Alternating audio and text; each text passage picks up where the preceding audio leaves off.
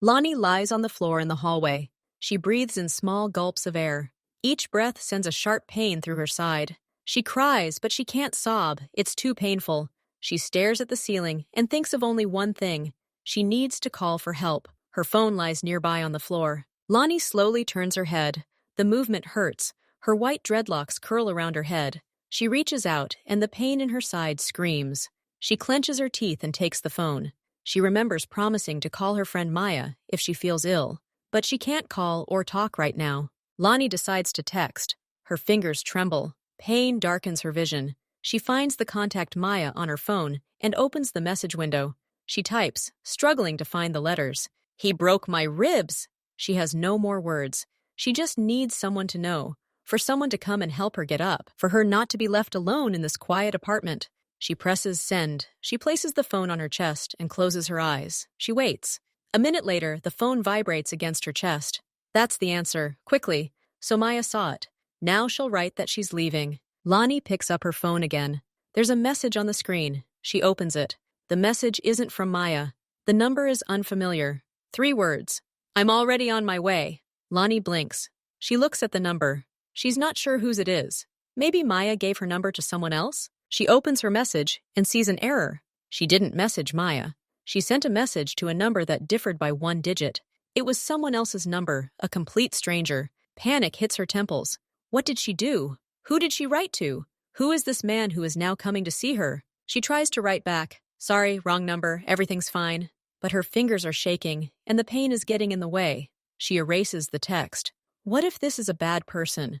What if he realizes she's alone and feeling bad? But on the other hand, someone's coming. Someone responded. Even to a message from a stranger. It's scary, but there's also hope in it. She's not alone. Lonnie looks at the door. She locked it with the chain and padlock after he left. But the locks are simple. She looks at the message again. "I'm on my way. What should I do? Call an ambulance myself? But then I'll have to talk. Explain. What if this stranger is already close?" She decides to wait. It might be stupid. It might be dangerous.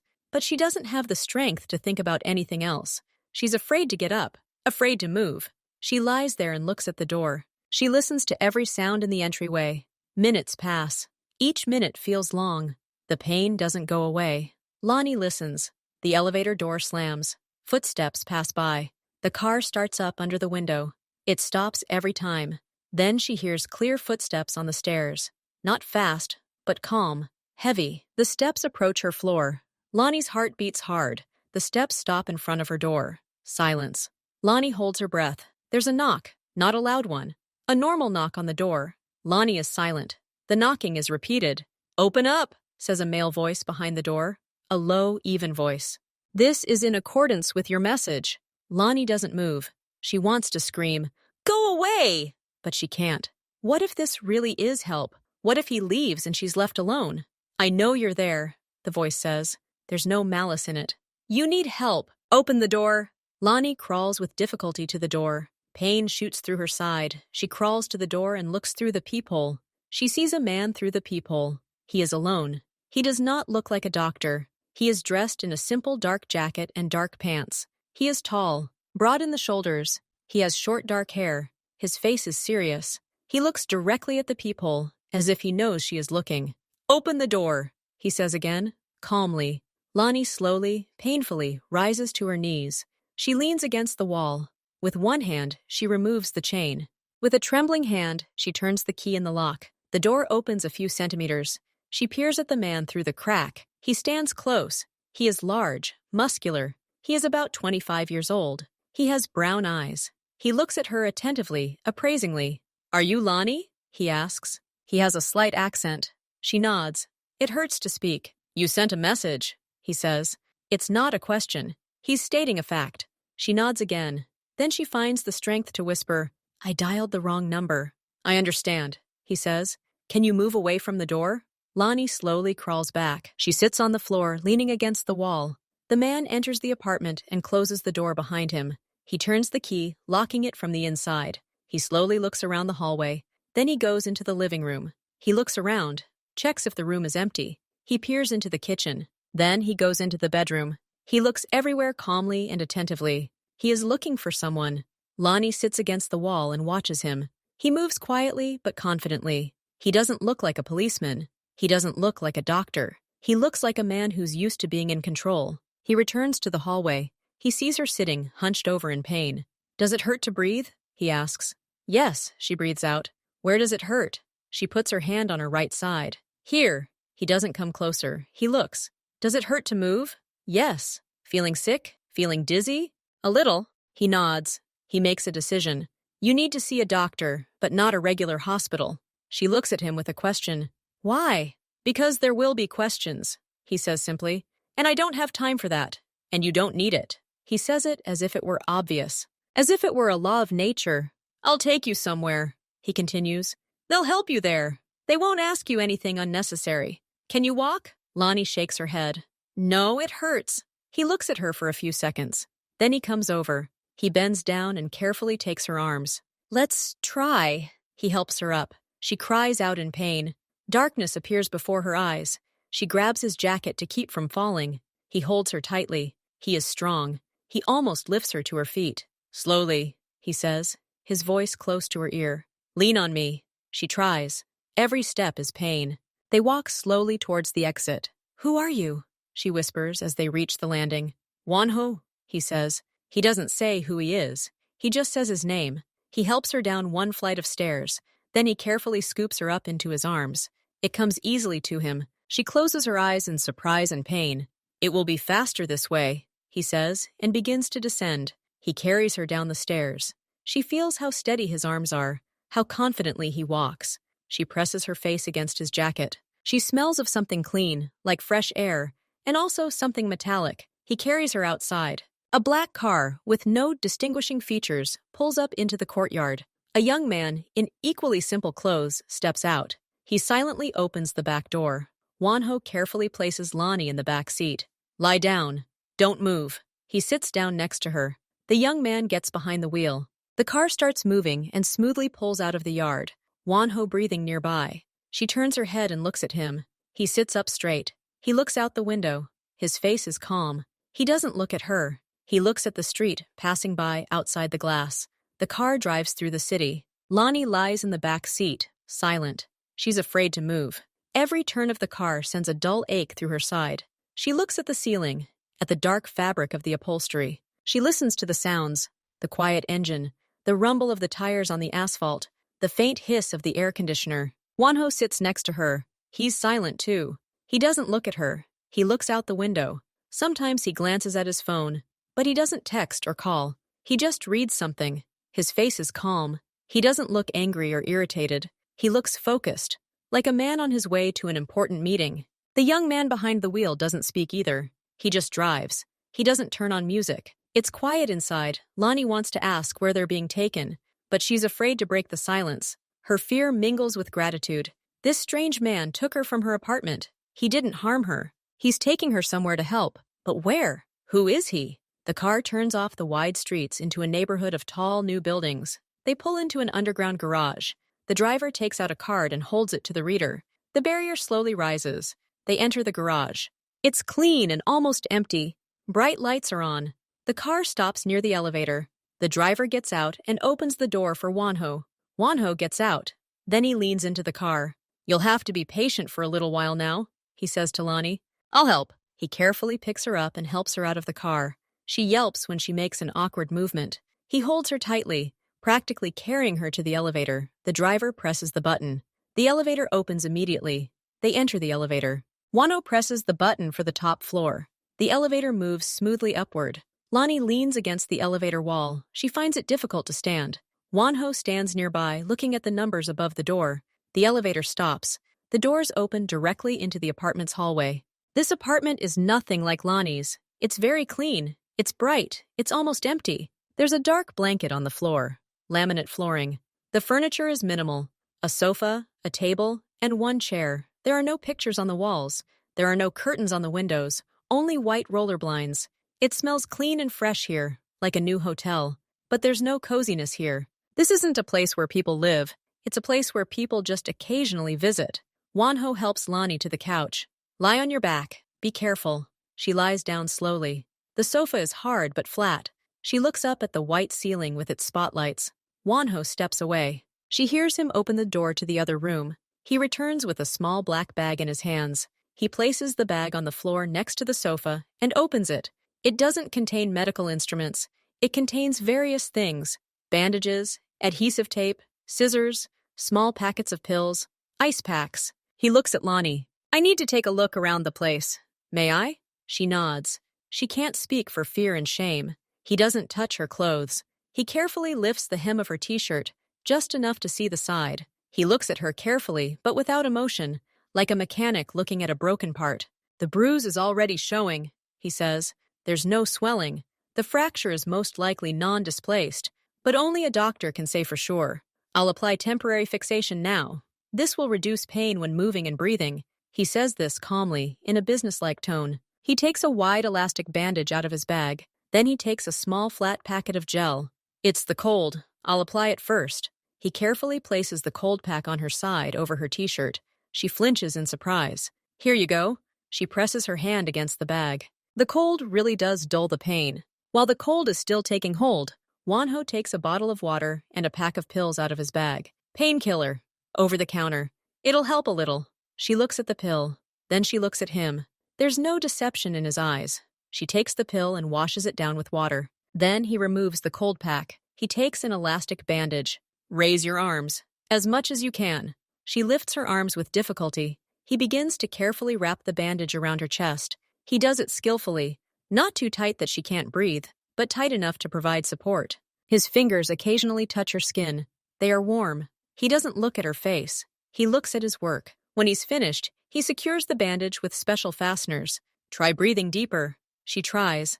The pain is still there, but now it's not a sharp sting, but a dull ache. It really is a little easier to breathe. "Thank you," she says quietly. He nods. He closes his bag and pushes it aside. Then he pulls up a chair and sits down next to the sofa. He looks at her. Now his gaze demands conversation. "Who did this?" he asks. Simple and direct.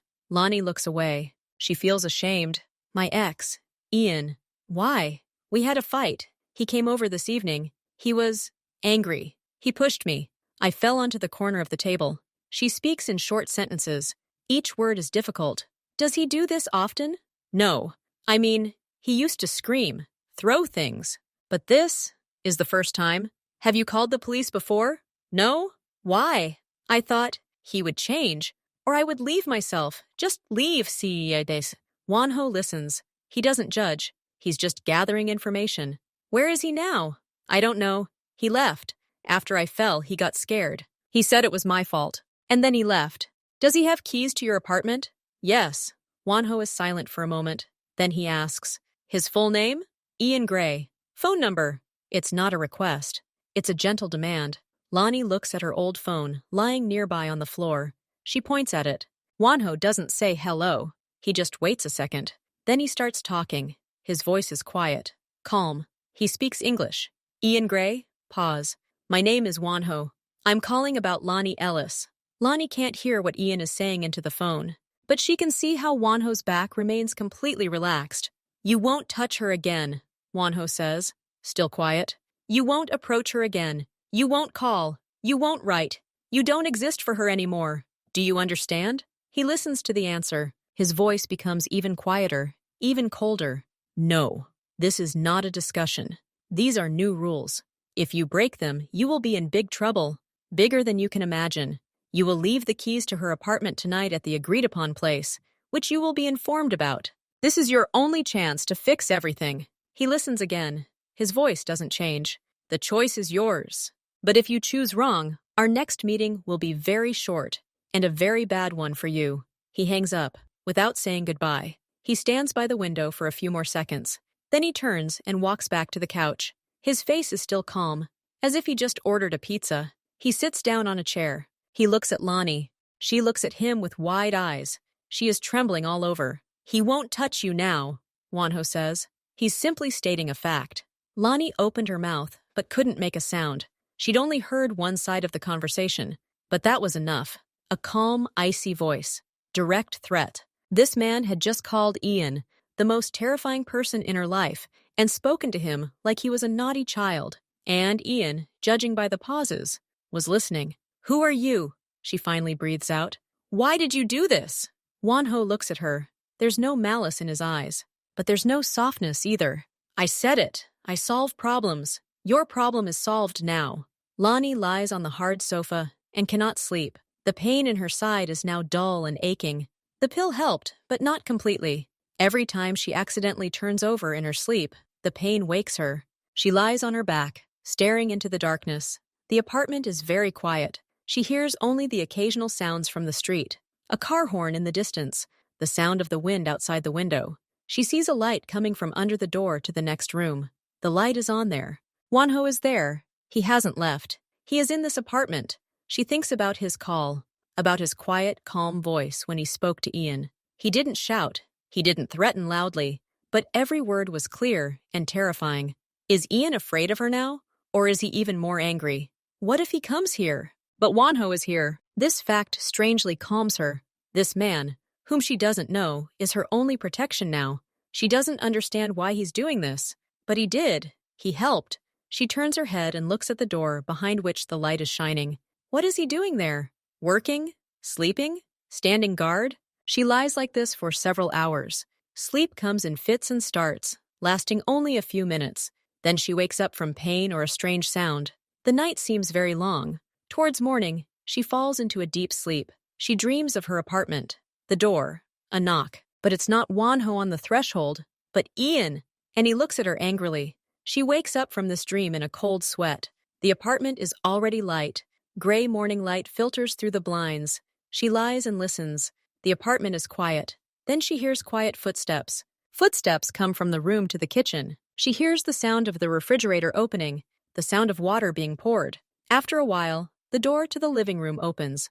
Wonho enters. He's already dressed. He's wearing clean dark pants and a gray t-shirt. He looks like he's been awake for a while. You're awake, he says. It's not a question. She nods. Her throat is dry. How's the pain? Yes, she says hoarsely. But it's bearable. Get up slowly. Have breakfast. He walks over to the sofa and helps her sit up. Then he gives her his hand to help her stand up. She stands up with his help. Her head is a little dizzy. He leads her into the kitchen. It's as clean and empty as the living room. 2 simple white plates are already on the table. On one lies an omelet. On the other, toast.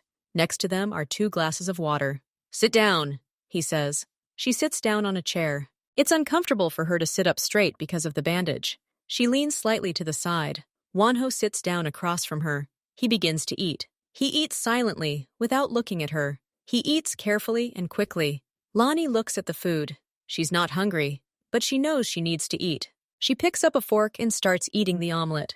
It's plain, no spices, just like the rest of this apartment. They eat in complete silence. The only sound is the sound of forks hitting plates. Lonnie drinks water. The water is cold and clean.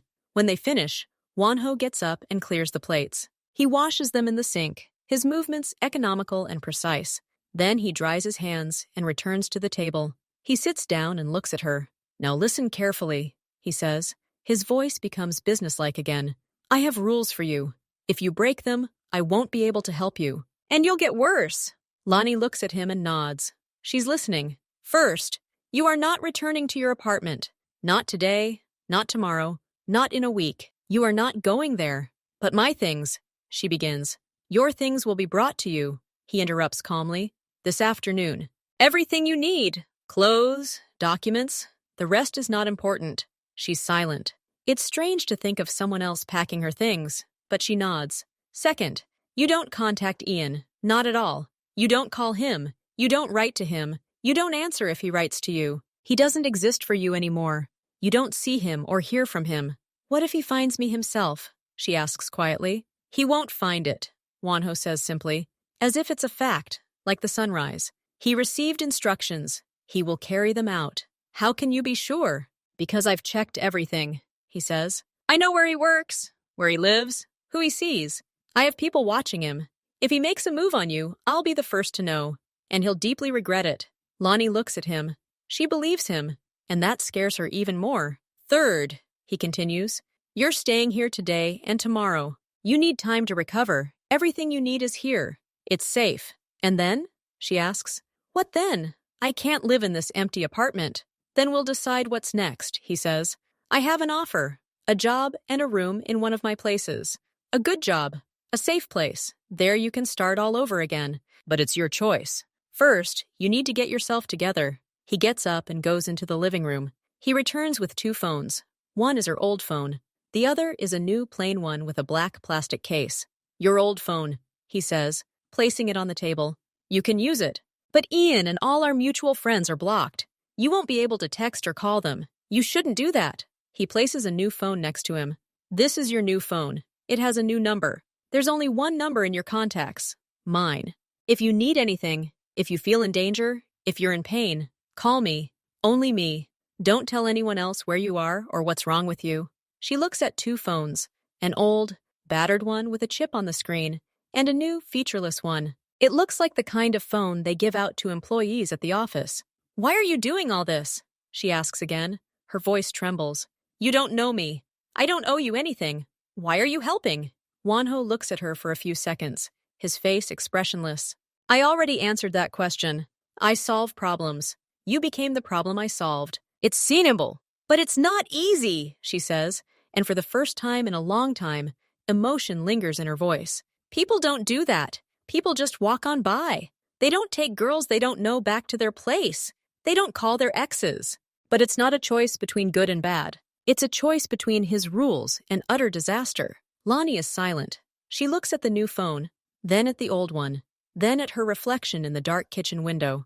She sees her pale face, her white dreadlocks, disheveled after the night, the black eye she's only just now noticing. She has no choice, and she understands it. She slowly reaches for the new phone. She takes it in her hands. It's cold and smooth. Okay, she says quietly. I'll follow your rules. Wonho nods, as if he hadn't expected any other answer. That's the right decision, he says. Now go rest. You need to lie down. He gets up to leave. Wonho, she says before he leaves the kitchen. He turns around. Yes? Thank you, she says. And it's not just words. It's an acknowledgement. An acknowledgement that he, whoever he was, saved her when no one else did. He looks at her. His gaze seems to soften a little for a second, but it could be a trick of the light. You're welcome, he says. Just follow the rules. He comes out of the kitchen.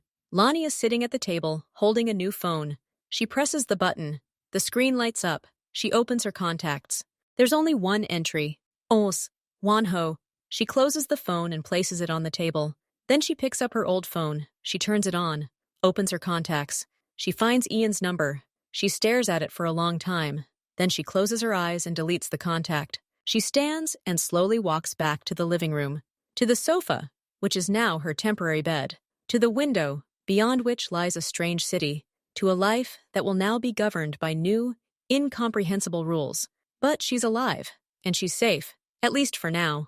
And for that, you can be grateful. Even if your protector is just a problem solver, Lonnie spends 2 days in an empty apartment. She sleeps a lot. The pain gradually subsides. She can now get up and walk on her own, albeit slowly. Wonho comes twice a day. He brings food, simple food in containers. He asks how she's feeling. He watches the bruise heal. He acts like a stern nurse, nothing extra. On the 3rd morning, he doesn't come alone. A young man is with him. He's about 20 years old. He's Korean, thin, wearing a simple black jacket. He stands slightly behind Wonho, silently staring at the floor. You're going to get your things today, Wonho says. This is Kim. He's going with you. He'll carry the bags. And he'll keep you safe. Lonnie looks at the young man. He doesn't look at her. He seems tense. Hello, she says quietly. The guy nods quickly, still not looking up. You'll go. Take only the essentials.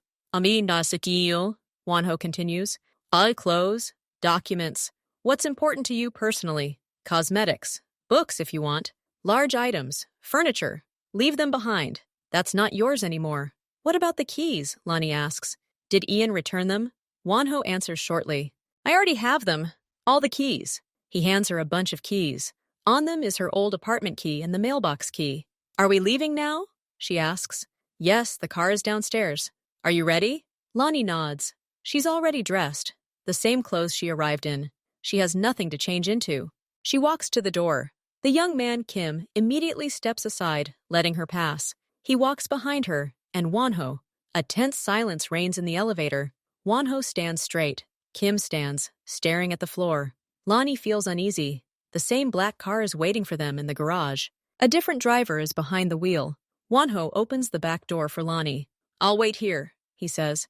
"You go with Kim. He knows everything. Do it quickly." Lonnie gets into the car. Kim sits next to her. He looks straight ahead.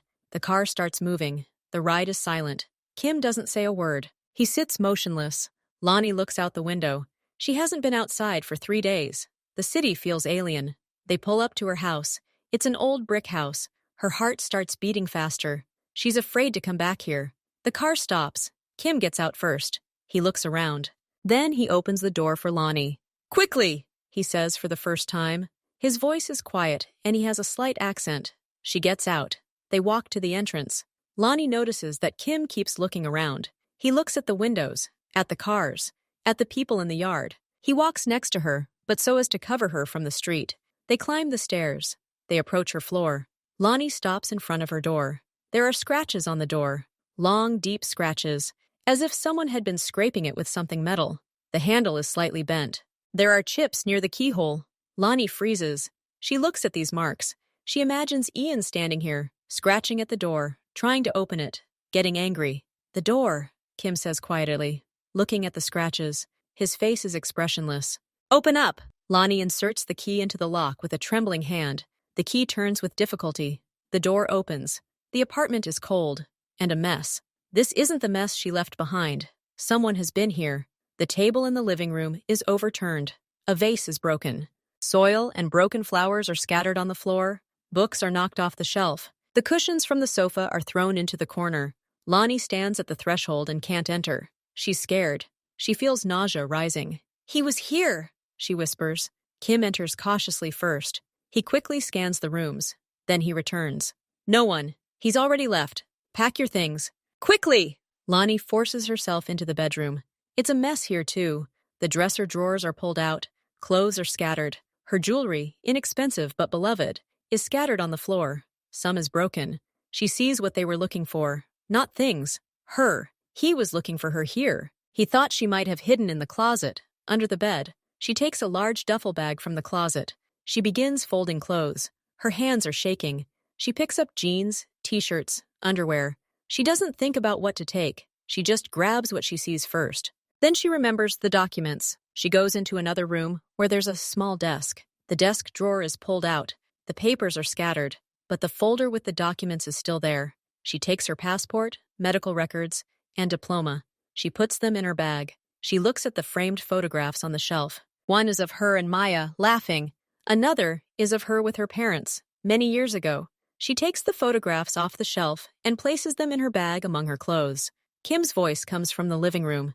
He speaks Korean quietly and quickly. He's probably reporting to Wonho. Lonnie returns to the living room. She looks at her books. She picks up the 2 she likes most. She leaves the rest.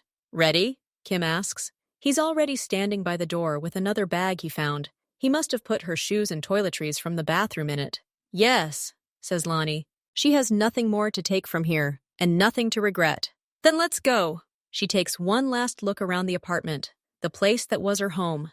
Now it seems foreign and dangerous. She leaves. Kim follows her and closes the door. As they walk down the stairs, an elderly woman, Mrs. Clark, emerges from the apartment next door. She sees Lonnie and her eyes widen. "Lanny! Darling, you're here! We were so worried!" Lonnie stops. "Hello, Mrs. Clark. That horrible man, your boyfriend, he was here. He was banging on your door. He was screaming. We called the police, but when they arrived, he was already gone. He was looking for you. He said you stole something from him. He was furious. Are you okay?" "Yes," Lonnie says, feeling herself blush with shame. "I'm fine. I don't live here anymore." "Oh, thank God," the woman says. She looks at Kim, who's standing to the side with his bags. "Is that your friend?" "Yes," Lonnie says quickly. "He helps me." "It's good you have someone," Mrs. Clark nods. "Be careful, dear. That Ian." His eyes were wild. "Thank you, Mrs. Clark. Goodbye." Lonnie quickly goes downstairs. Kim follows her. They go out into the yard and walk to the car, just to get some air. She leaves the house in the afternoon. She goes to a small park near her house. She sits on a bench and watches the children playing. She sits like that for about 20 minutes. Then she decides to go back. She gets up and walks back to the house. Halfway there, she stops to look at a shop window. In the window, she sees a reflection of the street, and in that reflection, she sees a person. A man stands 40 meters away from her. He stands and looks toward the coffee stand. He is wearing a dark jacket and dark pants. He doesn't look like an ordinary passerby. He is too still. Lonnie feels a chill down her spine. She turns away from the display case and keeps walking. She doesn't look back. She just walks. She reaches the corner and turns. After a few seconds, she glances back. The man in the dark jacket has also turned the corner. He's following her at the same distance. He's not hiding, but he's not getting any closer either. He's just following behind. Lonnie quickens her pace. Her heart beats faster. She enters her building and quickly steps into the elevator. As the elevator doors close, she sees a man enter the building. He's not in a hurry. He's not running to the elevator. He just walked in. Lonnie gets out on her floor and quickly enters the apartment. She locks the door with all the locks. She stands by the door and listens. No one comes up the stairs. No one knocks. She takes a new phone, finds the only number, calls. Wonho picks up on the second ring. Yes, it's Lonnie, she says, her voice shaking. I was followed, just now, on the street. A man in a dark jacket. He followed me from the park to my house. He went into the building. There's silence on the other side. Will you describe him? Wonho asks calmly. Tall, dark hair, dark jacket, dark pants. I couldn't see his face. Was he alone? Yes. Did he try to get closer? Did he talk to you? No. He was just walking behind you. Another pause. Okay. Don't worry. This is one of my men. He's watching over your safety on the street, so that nothing happens to you. Lonnie is silent. She's processing this information. Your man? He's guarding me? Yes. Always, whenever you go outside, until this situation with Ian is over. But you didn't tell me, so you wouldn't be nervous, so you could act natural. But since you noticed, now you know. He won't hurt you. He's there to protect you. Lonnie sits down on a chair. She feels a mixture of relief and irritation. I was scared. I thought it was Ian, or someone from Ian. Ian won't come near you, I promised. My people are watching him too. If he tries, they'll stop him before he even sees you. Lonnie closes her eyes. This world she's found herself in is so strange. She's being guarded by people she doesn't know, from the man she once loved. I understand, she says quietly. Okay, continue your normal life. Ignore the guards. They won't bother you, they're just a shadow. She nods, though he can't see it. Okay? Rest. Tomorrow we'll talk about the future. He hangs up. Lonnie sits with the phone in her hand. She gets up and goes to the window. She looks down at the street. She doesn't see the man in the dark jacket, but she knows he's out there somewhere. Maybe standing at the entrance to the building, maybe sitting in the car across the street. She doesn't feel so alone anymore, but she doesn't feel free either. She's protected, but this protection is like an invisible cage, with secure walls, but still, a cage. She moves away from the window and goes to make herself some tea. She understands the rules of the game. She must follow them, until she finds a way to live her own life. If such a way even exists anymore. The next day, Wonho sends her a short message on her new phone. Today at 3:00 p.m., come to the office. The address is below. The message has an address attached. It's not a residential building. It's a street in the business district. Lonnie is nervous, but she understands that this is a conversation about the future. She dresses in her most basic clothes, dark jeans, a dark t-shirt, and sneakers. She wears her hair in a ponytail. She looks ordinary. She doesn't want to attract attention. At 2:45 p.m., she leaves the apartment. She immediately notices a man in a dark jacket. He's standing by the lawn across the street. He's not looking at her. He's looking at his phone. But she knows he's here because of her. He's her shadow. She's walking. The address is nearby. The man in the jacket follows her at a distance. She comes to a large but old building. There is no sign on it, only a number. She goes inside. Inside is a simple hall. An elevator. A security guard is behind the desk. The security guard is a large man. He looks at her. I'm going to see Wonho, Lonnie says. Lonnie Ellis. The guard looks at the list on the table. He nods. The elevator to level 4. The door is opposite. The elevator is old. It moves slowly to the 4th floor. Lonnie gets out.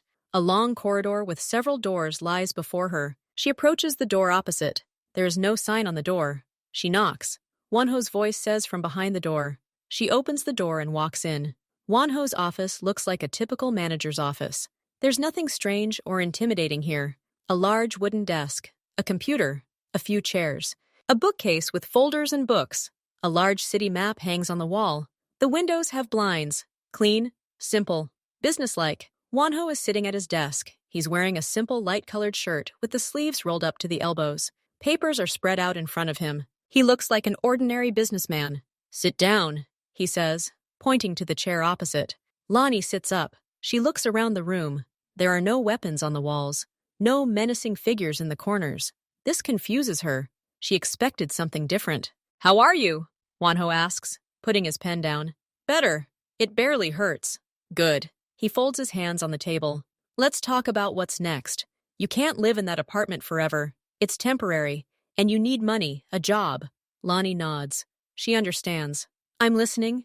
I have a place. A small club. Quiet. There are no loud parties or fights there. They play jazz. Adults come. They just eat, drink, and talk. We need an administrator, someone to keep records, monitor the shift, take orders over the phone. The work is simple.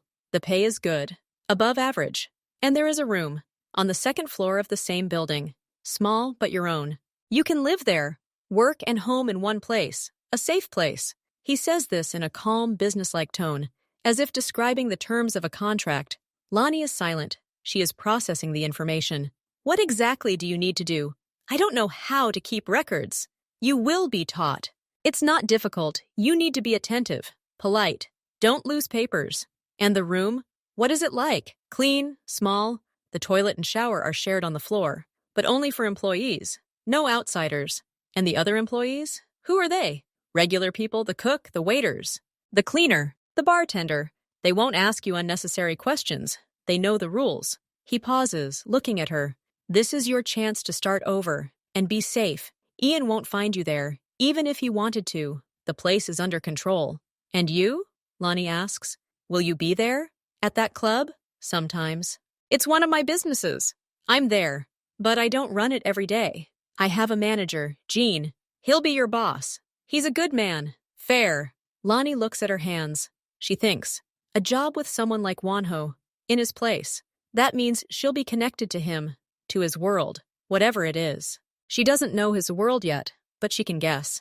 Security guards, people watching. A phone call with Ian. "What if I say no?" she asks quietly.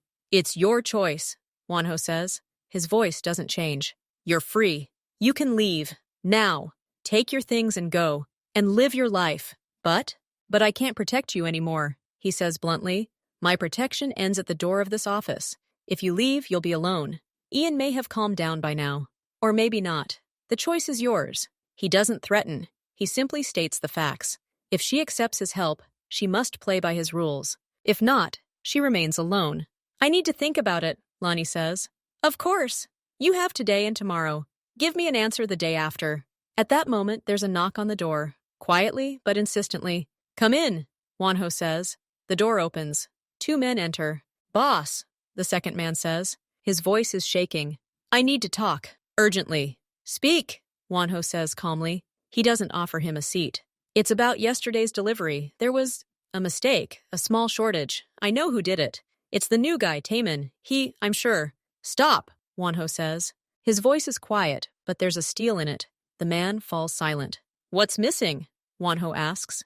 10%, the man says quickly. "But I'll check everything. I'll find it." Wonho looks at him for a few seconds, then slowly gets up from the table. He's not tall, but he's broad-shouldered. He approaches the man, comes close. The man takes a half step back. "You were responsible for this delivery," Wonho says, still quiet. "Yes, boss, but..." "So the shortage is your responsibility." "But it's Taman. He's new. He probably..." "I'm not asking about Taman," Wonho interrupts. His voice is now like a blade. "I'm asking about you. Where's the shortage?" The man is silent. He looks at the floor. He is shaking all over. I will fix it. I will return it. From mine." "Of course you will," says Wonho. "And double the amount. And you are no longer in charge of deliveries. You are now cleaning the premises. For a month. If you manage, you stay. If not, you leave. Forever." The man raises his head. His eyes are full of fear. "But boss, this is too..." "It's my decision," Wonho says. He doesn't raise his voice. But every sound cuts the air. "You stole from me. Or let me steal from you. It makes no difference. I'm giving you a chance. There won't be any more chances. Understand? The man looks at him, then nods slowly. Yes, boss. Go away. Start cleaning now. The man quickly turns and almost runs out of the office. The door closes behind him. Wonho turns to Kim, who is still standing by the door. Kim? Yes, boss. Find Taemin. Find out his side of the story. If he's guilty, punish him. If not, give him a better job. And keep an eye on the guy who just left. If he makes another mistake, let me know. Understood, boss. Kim nods quickly and leaves. The office becomes quiet again. Wonho returns to his chair. He sits down. His face becomes calm again, as if nothing had happened. He looks at Lonnie. Lonnie sits motionless. She saw everything. She saw how this man trembled, how afraid he was. She saw how Wonho, without raising his voice, changed this man's entire life in 1 minute. He didn't yell, he didn't hit. He simply spoke, and everyone obeyed him, because they were afraid. You've all seen it, says Wonho. That's my power. I don't ask, I don't persuade, I tell the rules. And everyone follows them, because they know what will happen if they don't. Lonnie looks at him. She understands now. He's not just a problem solver. He's the law in his world. And it's a harsh world, and merciless. But there's order to it. And if I agree to your job, Lonnie says quietly, will I be part of this world? You will be under my protection, he corrects. You will work in my place, live in my place, and abide by my rules. My rules are fair, but they are not negotiable. Lonnie is silent. She thinks about the room, about work, about safety. She thinks about the man who will now be cleaning the floors. She thinks about herself, about her empty apartment, about the scratches on the door, about Ian's eyes. She makes a choice. I agree, she says, her voice quiet but firm. Wonho nods, as if he'd been expecting this. Okay, Kim will pick you up tomorrow at 10 a.m. He'll take you to the club. You'll meet Jin. He'll show you everything. Okay? And one more rule, Wonho says. At the club, you're just Lonnie, the new employee. You don't talk to anyone about how we met, about Ian, about what happened. You're starting a new life, a clean slate. I understand. Great. See you tomorrow then. Lonnie stands up. She walks to the door, stops at the threshold. Wonho. Yes? Thanks for the chance. He looks at her, and for a second, something akin to respect appears in his eyes. Don't let me down, he says. I'm giving you one chance. She leaves the office, closes the door. She stands in the hallway and breathes deeply. She has just agreed to enter a world that frightens her, but the world outside frightens her even more. She walks to the elevator. She thinks about tomorrow, about a new place, about a new job. She thinks about the way Wonho spoke to that man. He was terrifying in his quiet strength, but he protected her. And now he gives her a place to hide. Maybe even start living again. She goes outside. She sees her shadow against the wall of a building. He's looking the other way. She starts walking toward the house. A minute later, the man in the jacket follows her. She doesn't look back anymore. She just keeps going. Tomorrow, her new life begins. Under the protection of the man everyone fears. But who is her only safety right now? The next morning, at 10 o'clock, a car pulls up to Lonnie's apartment. Kim is driving. He silently helps her load 2 bags of her things into the trunk. They drive to the club. The club is located in an old 2-story red brick building. The sign is small, simply the name, Blues Club No. 7. It's quiet outside. The club is closed during the day. Kim leads her through the back entrance. They walk down a narrow corridor into a small room. It's an office. A man of about 50, wearing glasses, sits there. He looks up. Jean, this is Lonnie, the new receptionist, Kim says. Hi, Lonnie, says Jean. He smiles. He has a kind face. Come in, have a seat. Kim nods to Lonnie and leaves. Lonnie stays with Jin. Jean shows her around. He leads her around the club. It's empty during the day. The tables are covered with clean tablecloths. There are microphones and a piano on the small stage. It smells of detergent and old wood. Then Jin leads her to the second floor. There's a long corridor with several doors. He opens one. Your room. The room is small, clean. One window, a bed, a wardrobe, a small table, and a chair. There's a lamp on the table. Everything is simple but neat. Lonnie puts her bags on the floor. The toilet and shower are at the end of the hall, says Jean. Only we, the staff, use them. No outsiders. It's all about cleanliness. We keep it that way ourselves. Then they return to the office. Jean shows her the computer, the accounting software, folders with papers. explains her responsibilities. The job isn't difficult. Lonnie has to keep a log of deliveries, food, drinks, reconcile bills, take phone orders for tables in the evening, assist with the waiter schedule, file all receipts and reports in the appropriate folders. The main thing is to pay attention, says Jean, and keep your desk tidy. Don't lose papers. If anything's unclear, ask me. I'm always here. Lonnie nods. She sits down at the computer. Jean gives her old bills to practice with. She tries entering the numbers into the spreadsheet. She succeeds. On her first day, she's just learning. She's getting to know the other employees. The cook is a large woman named Marta. She brings Lonnie a sandwich for lunch. The two waiters are young men. They greet her politely. The bartender is a man named Leo. He shakes her hand. Everyone treats her normally. No one asks unnecessary questions. No one asks where she's from or why she came here. By evening, Lonnie has settled in a bit. She's sitting at her desk in a small alcove near the entrance. In front of her are magazines, a phone, and a computer. She feels useful. It's a simple job, but it gives her a sense of stability. When the club opens in the evening, the first guests arrive. Quiet people, couples, groups of friends. Soft music plays. Lonnie takes reservations and shows guests to their tables. Everything goes smoothly. At the end of her shift, Jean checks her work. He nods. Okay, we'll continue tomorrow. Lonnie goes to her room on the second floor. She lies down on the bed. The room is strange but safe. Lonnie, he says. His voice is hoarse. We need to talk. She is silent. She looks at him with wide eyes. I know what you were told, Ian continues. He speaks quickly, nervously. These new friends of yours. But that's nonsense. We can talk about it. I didn't mean to offend you. He doesn't have time to finish. Two people approach him from the right and left. Lonnie hadn't seen them before. They are two large men in dark clothes. They look like guests, but their movements are quick and precise. One puts a hand on Ian's shoulder. Come on, he says quietly. Leave me alone, Ian snaps, trying to shake the hand off. I'm talking! A second man approaches from the other side. He takes Ian by the elbow. You're not registered here. You need to leave. Their voices are calm, but there's a sense of power in them. Ian tries to pull away, but they hold him tightly. Lonnie, tell them! Ian shouts, but he's already being led toward the exit. He resists, but to no avail. Two men easily lead him out of the club. The door closes. It all happened in 20 seconds. Guests at other tables didn't even have time to realize what was happening. The music continued to play. Lonnie sits and shivers. She looks at the closed door. Jean comes out from behind the bar. He comes up to her. Everything okay? He asks quietly. Yes, she breathes. Thank you. Do you want to go out and rest? No, I'll stay.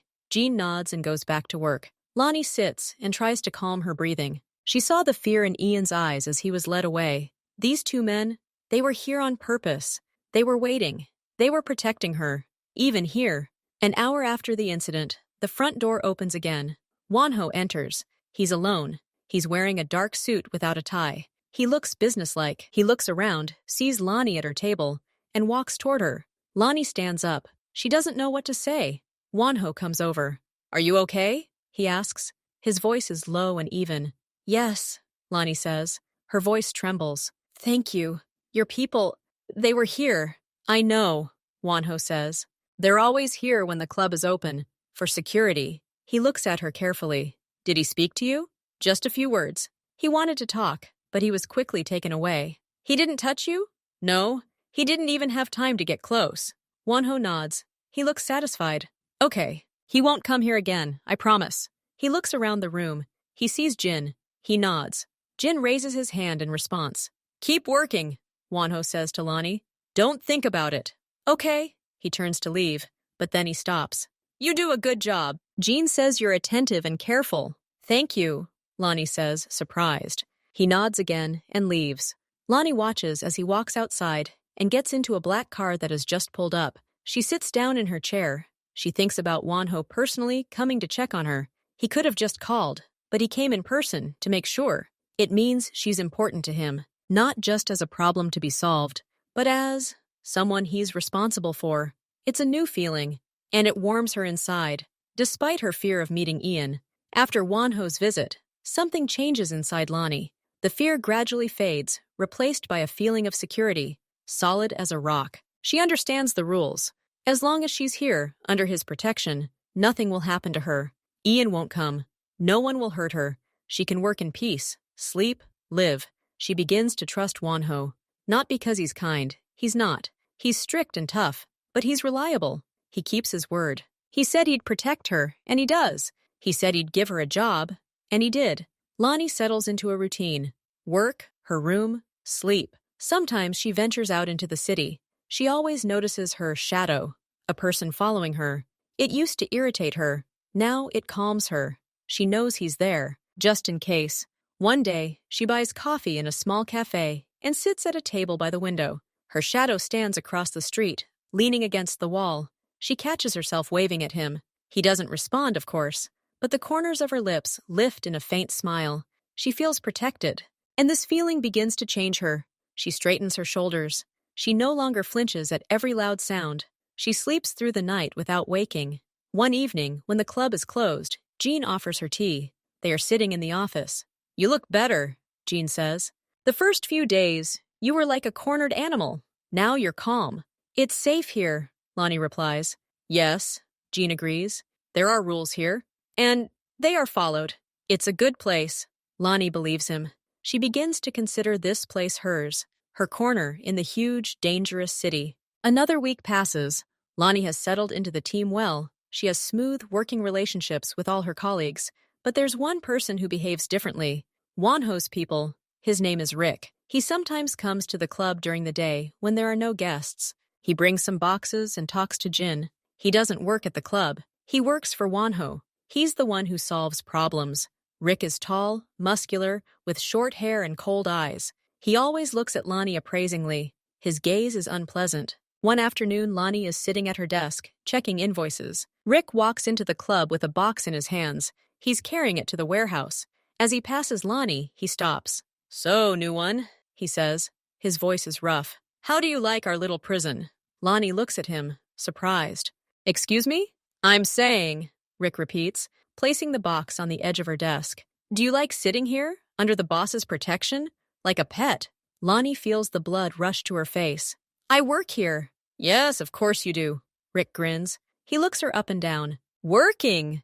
The boss has found himself a new toy. A beautiful one, with dreadlocks.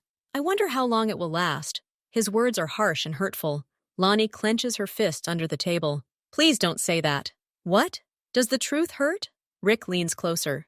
"You think you're special?" He gathers everyone like this. The weak. Then they get tired of him, and he finds new ones. He takes his box. "Enjoy it while you can," he says as he leaves and heads off to the warehouse. Lonnie sits and watches him go. She feels hurt and ashamed. His words hit home. Yes, she felt like a pet. Yes, she was protected. But he said it as if it were something dirty. She tries to get back to work, but she can't concentrate. Rick's words are spinning in her head. Toy. Bothering. She works absent-mindedly that day. Jin notices it. "Did something happen?" he asks. "No, everything's fine," Lonnie lies. But she can't forget this conversation. The next day, in the afternoon, Wonho arrives at the club. He's alone. He goes straight to Jin's office. The door is locked. Lonnie sits at her desk. She hears muffled voices outside the door. Then the door opens. Wonho comes out. His face is cold as stone. He looks at Lonnie. "Please come in," he says. Lonnie gets up and walks into the office. Jin is sitting at his desk, looking serious. Wonho closes the door. "Rick spoke to you yesterday afternoon," Wonho says. "It's not a question." Lonnie is silent. She nods. "What did he say?" Lonnie lowers her eyes. She's ashamed to repeat those words. He said rude things about me being here like a toy, that I'm a pet. She says this quietly, looking at the floor. "Why didn't you tell me right away?" Wonho asks. There's no anger in his voice, only coldness. "I didn't want problems." "His words are already a problem," Wonho says. "My rules are simple. Everyone respects each other here." He broke the rule. He turns to Jean. "Where is he now?" "In the warehouse," Jean says. "He brought a new batch of glasses. Call him." Jin leaves. A minute later, he returns with Rick. Rick enters the office. He sees Lonnie and Wonho. His confident expression immediately changes. He understands what's happening. "Close the door," Wonho says to Jin. Jin closes it. Wonho looks at Rick. "Yesterday you insulted a coworker. You broke the rules of this place." Rick tries to smile. "Boss, it was just a joke." There's no contempt in his gaze now, only fear. Yeah, boss. Got it. Leave. Rick quickly exits the office. The door closes. Wonho turns to Lonnie. I'm sorry about that incident. It won't happen again. No one has the right to insult you. No one. Remember that. Lonnie looks at him. She's shocked. He just fired his man because of her. Because of a few harsh words.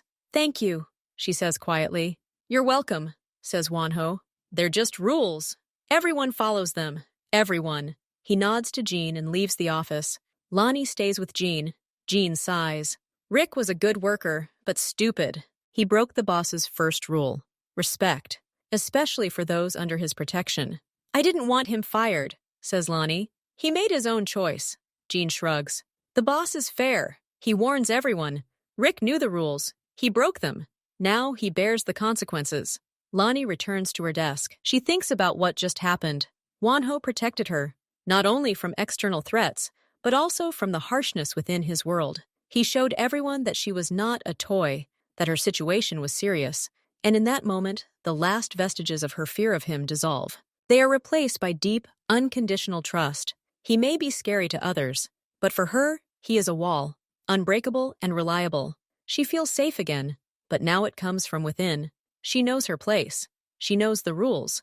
And she knows that whoever set those rules will protect them. And her. A few weeks later, Wonho invites Lonnie to go with him. He needs to pick up some documents from a law firm downtown. He says it would be helpful for her to get out and see how things are done. Lonnie agrees. They're driving during the day. Kim is driving.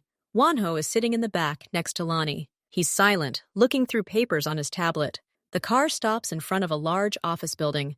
Wonho gets out. Lonnie follows him out. Kim stays in the car. They walk towards the entrance. At that moment, a man comes out of the neighboring cafe. He is smoking by the wall. It is Ian. Lonnie sees him first. She stops. Her heart stops for a second. Ian looks up. He sees her. His eyes widen. Then he sees Wonho walking next to her. Ian's face distorts with fear and anger. Wonho sees him too. He doesn't stop. He continues walking toward the entrance, as if he hadn't noticed anything. He looks at Lonnie, waiting to see if she'll follow. Ian throws down his cigarette and steps forward. Lonnie, he says, his voice shaking. Lonnie stands still. She looks at Ian. She sees the same man who broke her ribs, who clawed at her door, who screamed at her, but now he doesn't look scary. He looks small, scared. He's afraid of Wonho. Wonho stops 2 steps away from her. He doesn't turn around. He gives her time. Lonnie, please, Ian says. Just a minute. Lonnie takes a deep breath. She remembers everything she saw next to Wonho. Calm, determination, strength that isn't in screaming, but in silence. She takes a step forward, but not toward Ian. She catches up to Wonho and stands next to him. Then she turns to face Ian. We have nothing to talk about, she says. Her voice is even, firm. It doesn't waver. You've said it all with your actions. Ian looks at her, then at Wonho. He sees Wonho standing next to him, silently, watching, protective, but not interfering. But I'm sorry, Ian blurts out. It doesn't matter, Lonnie says. Goodbye, Ian. She turns and walks toward the building entrance. Wonho walks beside her. He opens the door for her. They step inside. Lonnie doesn't look back. Inside, in the lobby, Wonho stops. Okay, he says simply. What's okay? Lonnie asks.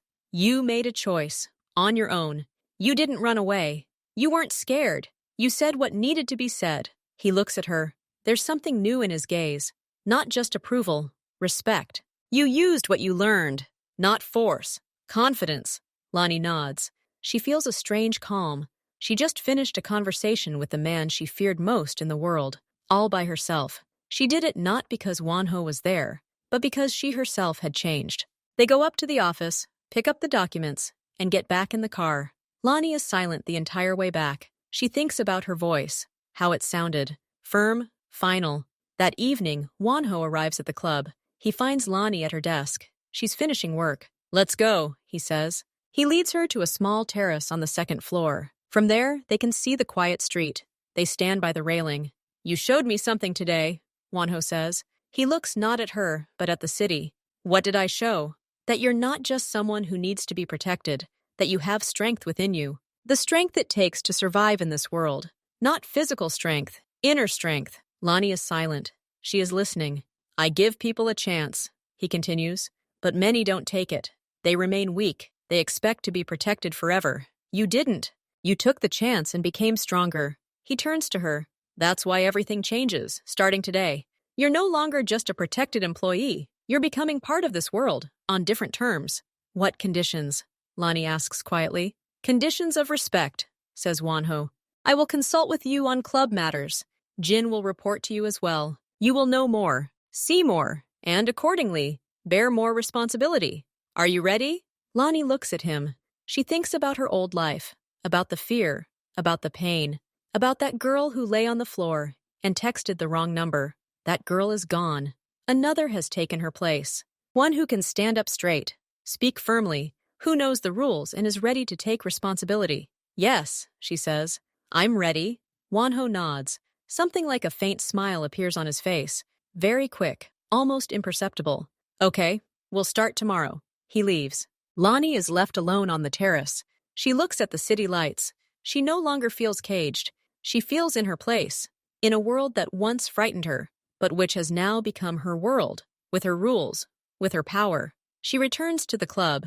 At her desk, she sees a new notepad and pen, and a folder labeled Reports Confidential. She opens the folder. Inside are the club's documents, finances, suppliers, everything. She sits down and begins to read. She is no longer the one being protected. She is the one building her life, next to the man who saw strength in her, and who has now become not only a protector, but also a partner. A new day has begun.